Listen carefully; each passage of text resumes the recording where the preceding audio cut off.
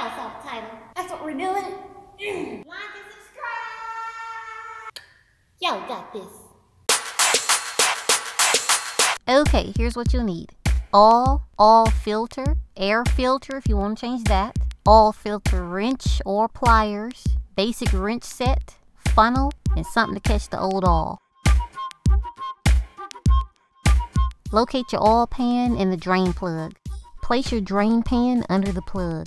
Make sure your pan is pretty wide because the oil will shoot out at an angle, and then that angle will get smaller as your oil drains. Choose the wrench that matches your plug.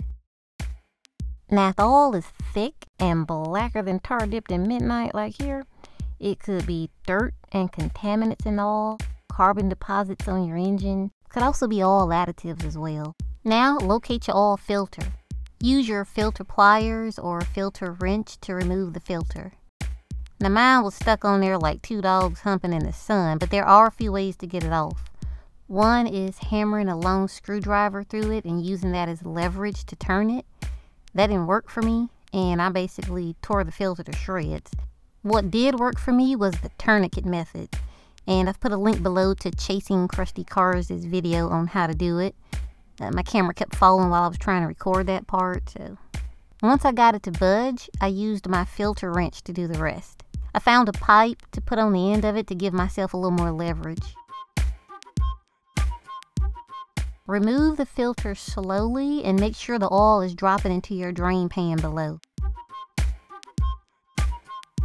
Rub a little bit of the new oil on the gasket or O-ring to prevent any leaks and so it won't be so stuck at your next oil change. Screw the new filter back on by hand, but if your hand is too big for the space, you can use your wrench or pliers to do the final tightening, but not too tight though. Wipe up any old oil before putting your drain plug back on.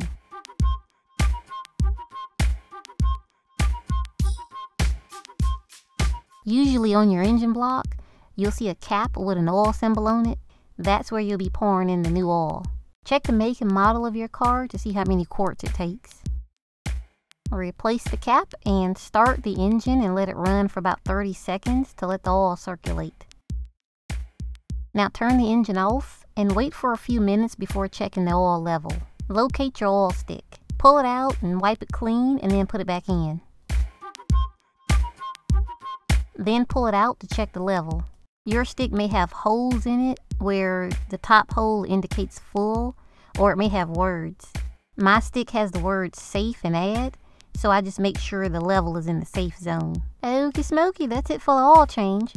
Since my Jeep is old, I always change the air filter when I change the oil to give my engine optimal performance. Locate your air filter. If you have a Jeep like mine, you just have to pop these clamps off and then just wiggle the covering off. Remove the covering and remove the old filter. The air filter keeps dirt and crap from entering your engine and making it work harder. And guess what? It could be the source of your check engine light. Think about that. Look how dirty that bad boy is. Okay, installation is reversal of removal, and the inventor of cruise control was a blind man. What? Okay, y'all, like and subscribe for more fixins and leave any questions or comments and fixin' requests below. Love y'all.